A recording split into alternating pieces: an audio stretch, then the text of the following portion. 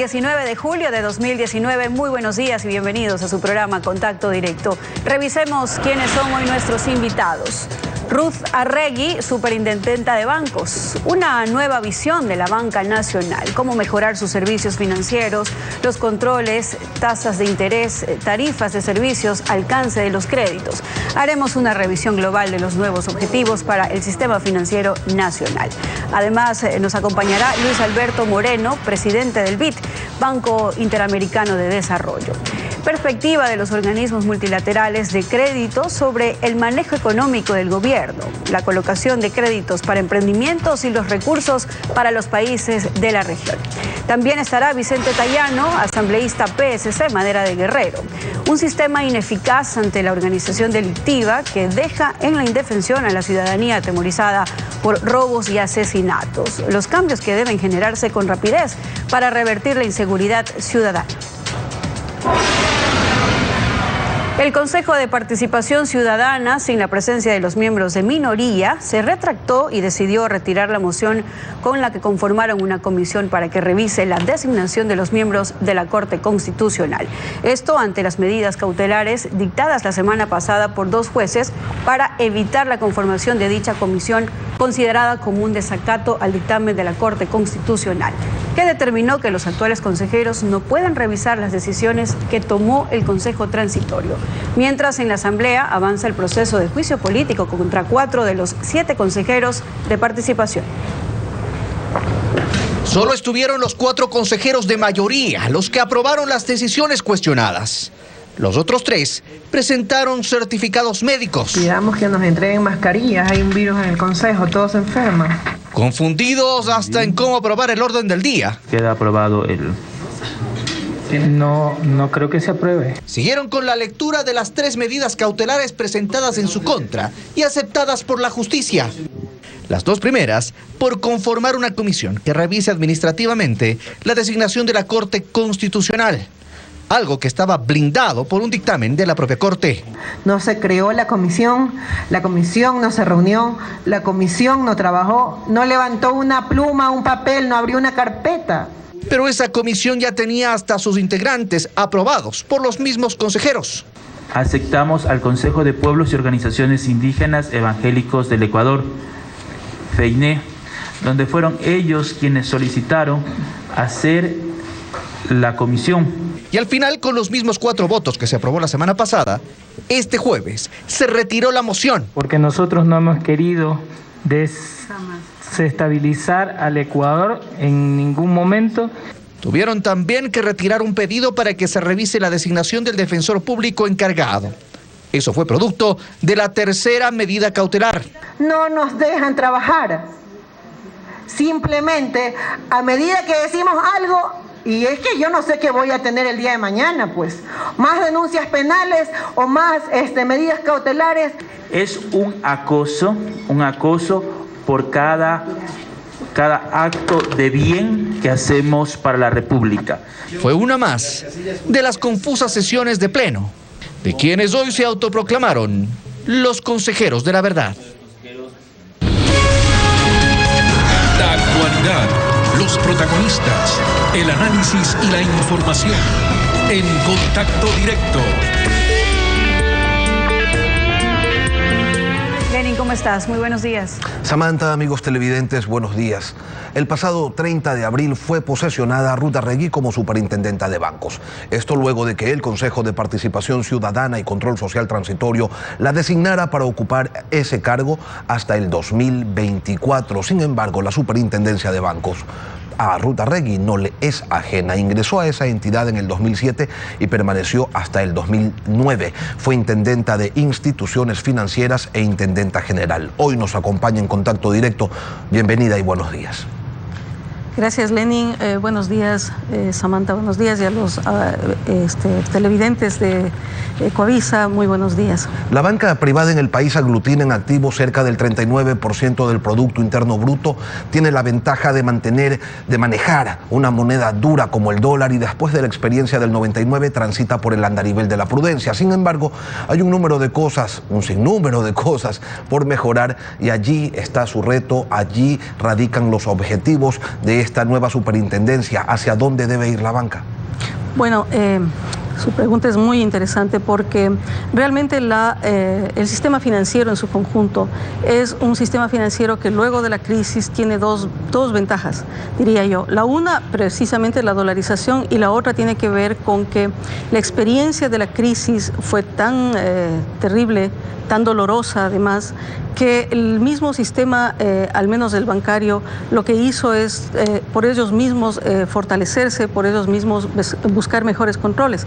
Entonces esto de alguna manera nos ha garantizado a los ecuatorianos, digo yo, más allá de ser hoy la autoridad de control, pero nos ha garantizado a los ecuatorianos que el sistema es solvente y que el sistema está regido por, digamos, estándares adecuados. Pese a los intentos del gobierno anterior de captar de alguna manera ciertos recursos que estaban allí como respaldo de los depósitos.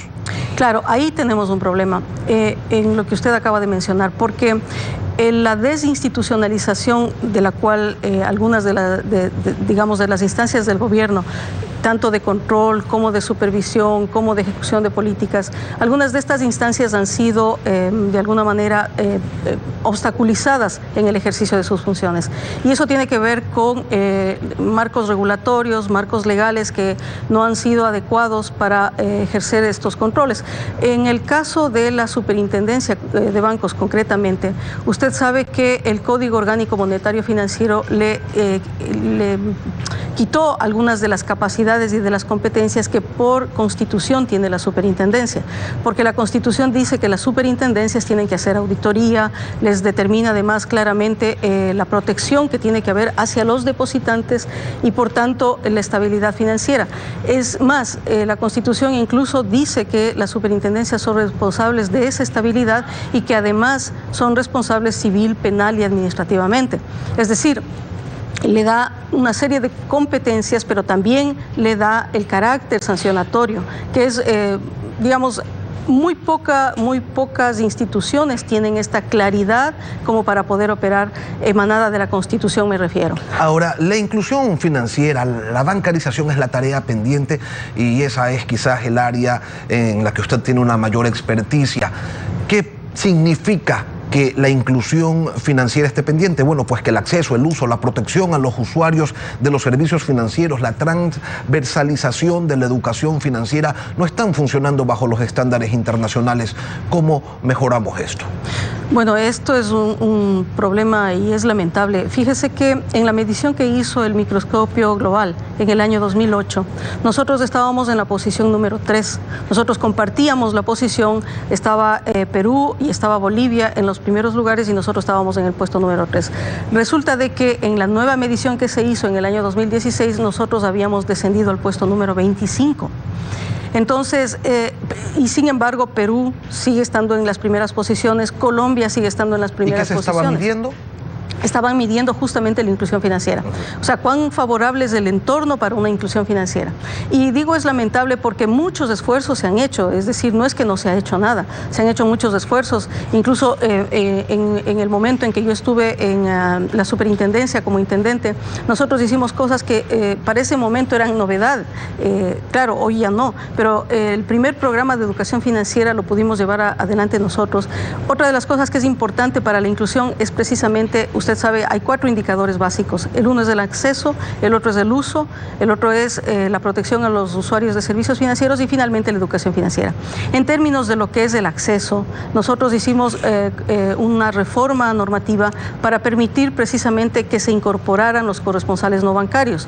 ¿Cuáles son los corresponsales no bancarios? Hoy en día, usted conoce, está el Banco del Barrio, está Mi Vecino, está, las cooperativas tienen también ya corresponsales no bancarios, es decir, Sin embargo, la penetración igual sigue siendo baja. Sigue siendo baja, por, bueno, varias razones. La una tiene que ver con que a pesar de la capilaridad que uno puede generar en el sistema, también los productos y servicios tienen que ser adecuados a las personas. Tienen que ser baratos. Y tienen que ser a precios convenientes, exacto.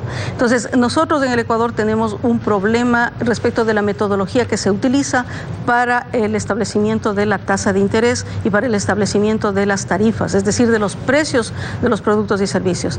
Y eso no refleja necesariamente los precios o no permite que los precios sean adecuados, por una parte.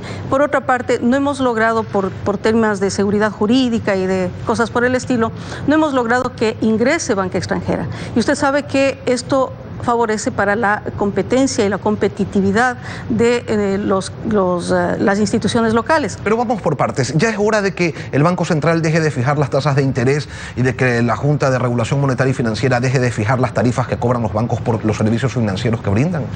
No es que dejen de, sino que la metodología que se ocupa para hacerlo no es una metodología adecuada.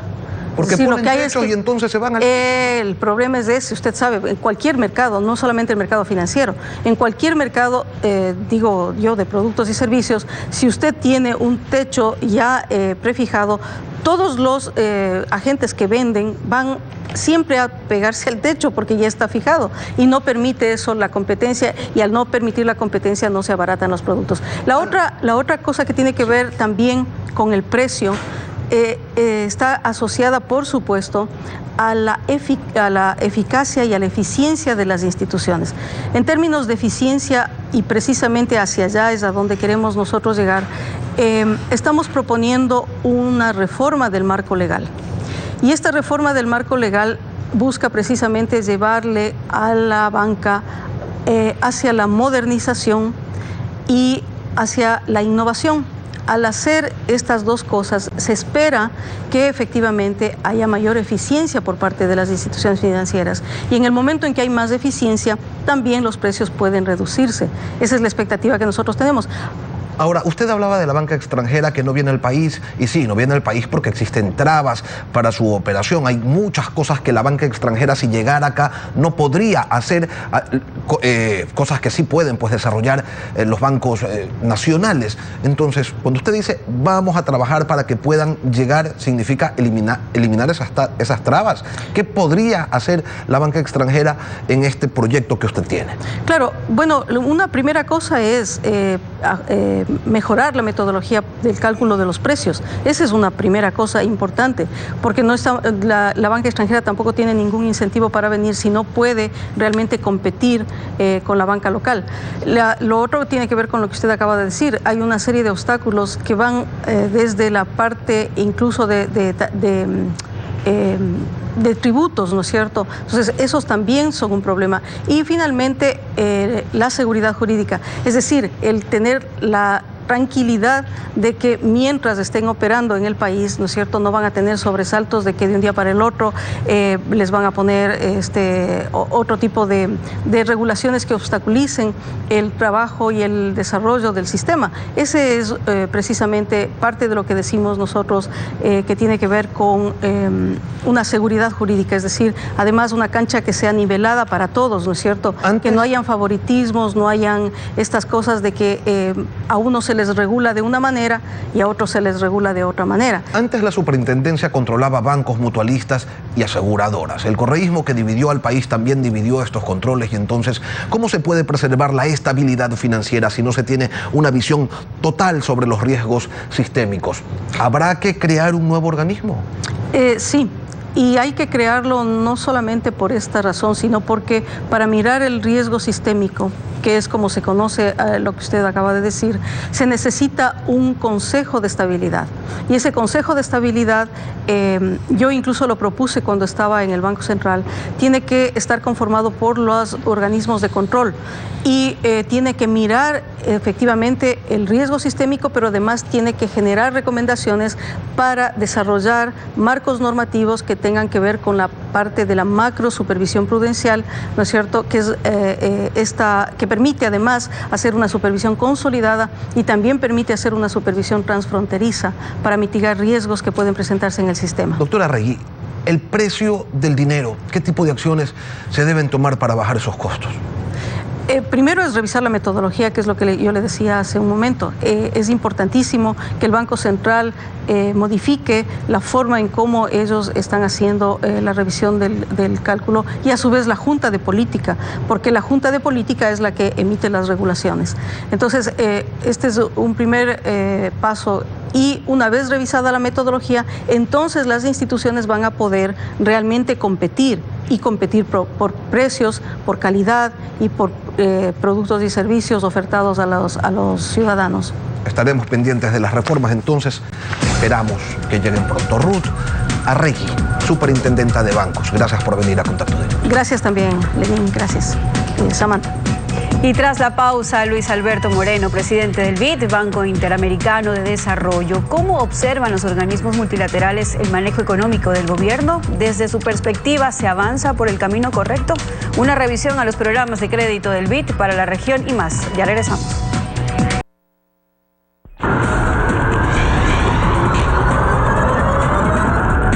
El pasado miércoles, una vez finalizada la 60ª reunión anual de embajadores del BID, Banco Interamericano de Desarrollo, cuya sede fue Guayaquil, su presidente Luis Alberto Moreno concedió una entrevista a nuestra compañera Stephanie Espín. Allí abordaron temas tales como el manejo económico del gobierno, la colocación de créditos del BID en Ecuador y el desarrollo económico de la región. Esta reunión volvió al país luego de más de 40 años. Esta fue la entrevista, escuchemos. Acabamos de tener en Ecuador la Asamblea de los Gobernadores del BID y el Banco Interamericano de Desarrollo se ha consolidado como una de las principales fuentes de financiamiento para América Latina y su presidente Luis Alberto Moreno nos acompaña esta mañana. Bienvenido, gracias por estar con nosotros. Muchas gracias, es un placer estar aquí contigo y con toda esta audiencia de Ecuador y agradecerles a todos los ecuatorianos que nos han acogido aquí realmente como si fuéramos parte de la familia, de tal manera que nos sentimos muy a gusto. Ya ha tenido la oportunidad además de reunirse con varias autoridades del país, con el sector privado. ¿Cómo diría usted hoy desde esta primera evaluación, cuando han anunciado además un financiamiento importante, $1.000 millones, que lo consideran un récord de hecho anual en financiamiento del BID? ¿Están apostando más por Ecuador o cómo ven que nos estamos ubicando ya para los organismos multilaterales? A ver, no hay duda de que el presidente Lenín Moreno ha hecho un cambio muy profundo en cuanto al tipo de modelo económico que le ha planteado a los ecuatorianos. Y ese es un modelo económico que yo lo resumiría fundamentalmente en uno en que se le da un mucho mayor espacio al sector privado. Y en la medida que eso pasa, pues el gobierno tenía que hacer un conjunto de ajustes, de reducir el tamaño del Estado. Eso significa reducir gastos, eliminar subsidios. Y para esto era fundamental el acompañamiento de la comunidad financiera internacional. Y es por esto que nosotros este año vamos a estar aprobando prácticamente 1.800 millones entre lo que hacemos de la parte pública del banco como lo que hacemos de la parte privada. Por ejemplo, en el día de ayer firmamos, o el lunes, perdón, firmamos un conjunto de créditos, entre ellos uno para el Banco Guayaquil, para que pueda seguir atendiendo, por ejemplo, los pequeños y medianos empresarios. Pero nosotros creemos que en la medida que el gobierno siga adelante con su programa que le ha planteado a todos los ecuatorianos, nosotros, al igual que el Fondo Monetario y otros, vamos a estar acompañando sus esfuerzos. Ahora, aun cuando crean que podamos estar cruzando con los pasos adecuados, ¿creen que el periodo de recuperación, cree usted que el periodo de recuperación va a ser aún lenta? Mire, todo depende el cómo se vaya elaborando y realizando el programa. Mi experiencia y lo que uno ve en todos estos procesos es que eso pasa como nos pasa en la vida privada. Uno de golpe se desfasa en los gastos, tiene dos soluciones: o se endeuda de una manera muy importante, o deja de gastar, o hace un poco de los dos. Ese es un poco lo que está haciendo Ecuador, está aumentando la deuda para poder pasar esos momentos difíciles y a su vez ajustando gastos para darle espacio al sector privado. Yo creo que en la medida que eso pase, y entre más rápido pase, más rápido se va a ver el crecimiento de la economía ecuatoriana. Yo lo noto, por ejemplo, en el enorme interés que hay de inversionistas internacionales de poner una mirada en el Ecuador. Lo vi recientemente en la reunión de la Alianza del Pacífico, la cantidad de empresarios, tanto de Colombia, de México, de Perú y de Chile, que querían mirar oportunidades en el Ecuador, que habían sido esquivas. Entonces me parece que ahí es donde están las verdaderas oportunidades y ahí es donde radica el crecimiento. Ahora, nuestra prioridad de hecho está en la generación de más empleos, es la oferta de todas las campañas, pero para eso también hay que crear un clima favorable para la inversión. Pero vea usted otros países vecinos, de hecho como el suyo, como en Colombia, ¿cómo han logrado también captar o atraer la inversión privada, no solamente de estos fondos, pero también la inversión privada? A su juicio, ¿qué es lo que le falta a Ecuador para levantar la mano y meterse en ese mismo ruedo? A ver, lo primero es que la inversión privada, sobre todo la extranjera, siempre es esquiva y es miedosa. Y lo que quiere ver es políticas económicas predecibles. Normalmente las políticas económicas predecibles lucen aburridas porque uno sabe qué va a pasar. Entonces esa capacidad de suponer que un país maneja sus finanzas públicas de manera ordenada, que no tiene déficits fiscales muy grandes o déficit de cuenta corriente, que su gasto público es un gasto racional, todo eso ayuda a que, digamos, el inversor privado mire un país. Por supuesto, hay otra dimensión que es el tamaño del mercado. Y esta es una economía que tiene un tamaño importante. Y creo además que economías como la ecuatoriana, para poder crecer, dependen muchísimo de lo que pueda hacer su comercio exterior.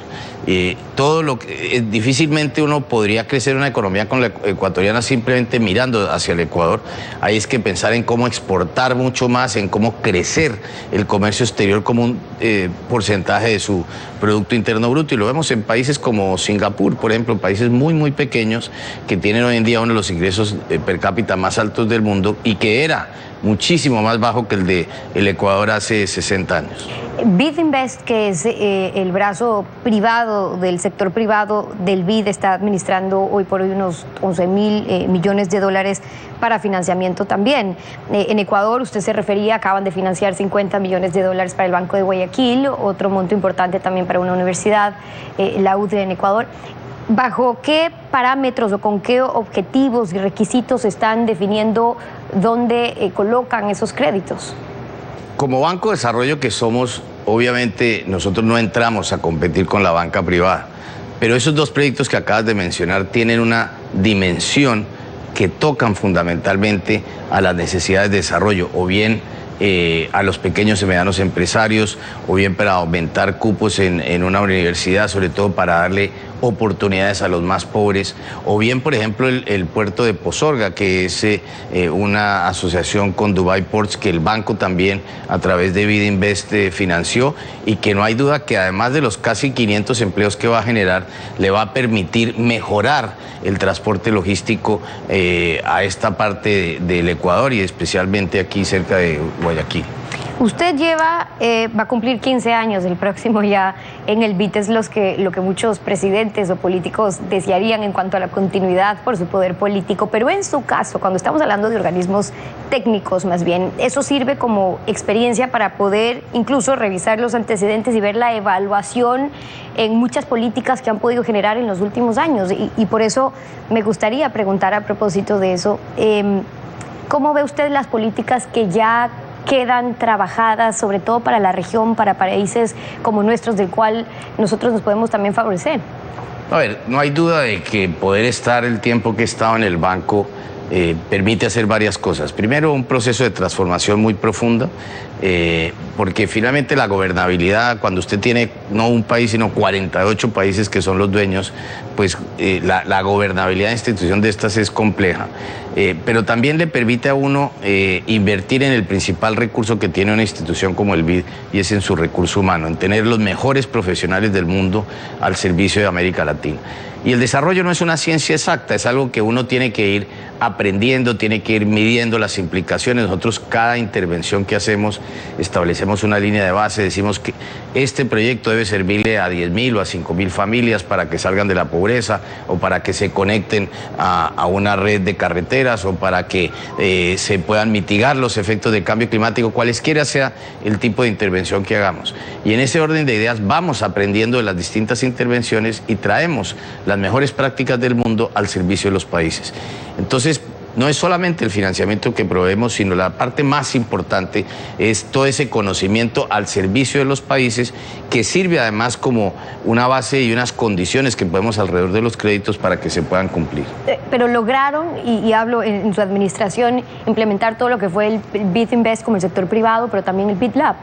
Sin duda, mira, nosotros La parte de Vida Invest, nosotros teníamos varias ventanillas del sector privado, las consolidamos en una sola, capitalizamos Vida Invest y hoy en día, este año vamos a llegar a 5.000 millones de dólares por cuenta propia, pero eso está asociado a 3 veces más esos montos porque nosotros nunca prestamos más del 30% del valor del financiamiento de un proyecto. Pero gracias a nosotros es la diferencia entre hacerse o no hacerse. BitLab, por el contrario, es un laboratorio de ideas y de innovación. Y entonces aquí, por ejemplo, trabajamos cosas de apoyar a pequeños emprendedores o estamos muy montados en todos los temas de startups y cómo ayudar en toda esta revolución tecnológica que vive el mundo actual y cómo, sobre todo, en América Latina, que perdimos el tren de la revolución industrial, no nos quedamos atrás. Ahora que hablaba de los 5.000 millones de dólares en las reuniones que mantuvimos también con el sector privado, SoftBank mencionaba una inversión que además no tiene antecedentes en los últimos años, también de 5.000 millones de dólares. Y digo esto porque ve usted como oportunidad, claro, 1.000 ya fueron para Colombia recientemente, pero hay una inversión de 5.000 millones de dólares para la región. ¿Lo ve como una oportunidad ahora en el ciclo que quizás estamos empezando a entrar para América Latina? Mira, yo que esa es una pregunta muy importante porque cuando uno compara los montos de capital de riesgo que hay en América Latina con, por ejemplo, los que hay con Asia emergente, en esa parte del mundo son por lo menos como tamaño de la economía 3 veces más grande. Y lo que hace SoftBank es fundamentalmente concentrarse en aquellas empresas que les ve una capacidad de crecimiento rápido e invierte para que crezcan más rápido y adquieran cuota de mercado. Entonces, eso es lo que hicieron con Rappi, que además opera no solamente en Colombia, sino en varios países. Pero yo lo veo en Brasil, por ejemplo, que tiene un ecosistema innovador muy importante, lo veo en México, en fin. Lo que yo estoy viendo en este espacio es muchas llamadas fintech, que son, digamos, el uso de la tecnología para proveer servicios financieros. Lo veo alrededor de sistemas tipo Uber o competencias como la de Uber y servicios tipo Rappi. Pero yo creo que el gran espacio que tenemos por desarrollar y es pensar en que tiene que haber casi que un mercado único de datos en nuestra región. Cuando usted mira las grandes plataformas tecnológicas, el 60% de los datos lo generan plataformas tecnológicas que hoy en día residen en los Estados Unidos, otro 30% en China y el resto en el resto del mundo. Entonces aquí podemos estarnos quedando muy atrás en estos temas tecnológicos y de allí que haya que unirnos mucho más, unirnos alrededor de un mercado único de datos, y eso fue justamente lo que estuvimos compartiendo con los ministros de Hacienda en la tarde de hoy. Luis Alberto Moreno, el presidente del Banco Interamericano de Desarrollo, acompañándonos hoy en Contacto Directo. Gracias por esta entrevista y por haber estado con nosotros. Gracias a ti, un placer estar con ustedes. Nos vamos a una pausa y ya regresamos con más. No se vaya. Y cuando regresemos, Vicente Tayano, asambleísta PSC Madera de Guerrero. La delincuencia a veces parece ganar terreno en un sistema que se muestra como ineficaz. ¿Qué reformas se impulsan? Una revisión a los problemas más relevantes del sistema que deja en la indefensión a la ciudadanía. En pocos minutos estamos de vuelta. Fortalecer la seguridad ciudadana, proteger la vida y los bienes de las personas es una obligación de las autoridades, de los representantes de la gente. El tema, sí, es urgente, pero pese a esa urgencia se lo difiere y recién ahora se lo está tratando en la Asamblea Nacional. Vicente Tayano, asambleísta de Madera de Guerrero y el Partido Social Cristiano por la provincia del Guayas, nos acompaña esta mañana. Buenos días, bienvenido a Contacto Directo. ¿Qué tal, Lenny? Buenos días, un saludo para los televidentes. La policía captura delincuentes 1, 3, 5, 15, 22 veces y la misma cantidad de ocasiones los jueces los dejan libres. ¿Cómo corregimos aquello?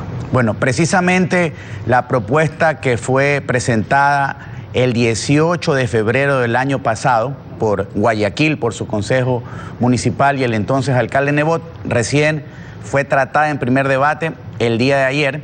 El tema es absolutamente claro. En los 4 delitos más recurrentes en la ciudad, robo, secuestro, asesinato y violación, hemos propuesto que no se puedan aplicar procedimientos sumarios que permiten que los delincuentes ingresen y salgan de las cárceles como que si fuera su casa, que no puedan acogerse a medidas no privativas de libertad, que en esos casos lleguen a la totalidad del cumplimiento de la sentencia y que además en los casos de delito flagrante pueda la fuerza pública dar a conocer la identidad de estas personas, porque cuando hablamos de flagrancia, hablamos de un hecho consumado en el que no hay absolutamente nada que probar ni nada que investigar. Los operadores de justicia parecería que en lugar de tutelar los derechos de la ciudadanía, se preocupan más por los delincuentes. ¿Cómo cambiamos esa realidad? Lo que buscamos es precisamente dar un elemento que deje a un lado el excesivo garantismo. Durante 10 años se legisló en favor de la delincuencia, desprotegiendo a los ciudadanos. Y es precisamente eso lo que la Asamblea Nacional debe de entender. Si bien es cierto, hay que respetar los derechos humanos, hay que respetar el debido proceso, la primera garantía que debe primar en este caso, en el Ecuador de hoy, es precisamente la garantía del respeto a los bienes y a los ciudadanos, a la vida y a los bienes de los ciudadanos. Desde ese punto de vista, debemos tener leyes claras que permitan aplicar procedimientos que lleguen a una sentencia y que no sean un camino para la impunidad. Pero usted ha enumerado ya los delitos que a su criterio no deben ser susceptibles de medidas sustitutivas. ¿Esto no terminaría de alguna manera violentando derechos humanos porque sería regresivo, no? Bueno, la norma es absolutamente clara, Lenin, y nosotros no estamos proponiendo una norma que violente derechos humanos, pero hoy estamos enfrentando una realidad. La delincuencia le está ganando la batalla al país, le está ganando la batalla a la policía y al Ministerio del Interior. Y no hay otro camino que la mano dura. Y precisamente la mano dura es de estricta responsabilidad de quien deben aplicarla. En este caso, el gobierno central, la Policía Nacional.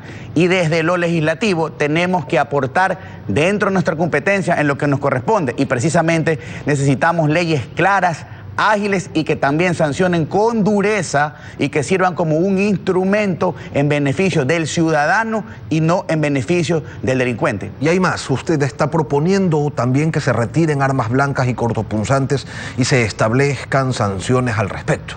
Cuando revisamos las estadísticas de asesinatos y de robos, llegamos a una primera conclusión: que el elemento que utiliza el delincuente es un cuchillo, un objeto cortopunzante, que he propuesto que se agregue como contravención de primera clase el hecho de que portar un objeto cortopunzante o un arma blanca sin ningún fundamento que esté vinculado con la propia actividad de la persona, es decir, que no esté vinculado con su actividad académica, comercial, agrícola o profesional. Y en este caso se está facultando a la policía para poder retirar ese objeto cortopunzante y destruirlo, exactamente igual como pasa con las armas de fuego hoy en día. Y otro argumento importante: si nosotros queremos exigirle resultados, Lenin, a la Policía Nacional, debemos otorgarle garantías mínimas, y precisamente garantías mínimas para que cumplan su trabajo, y hoy eso no sucede. Usted, si revisa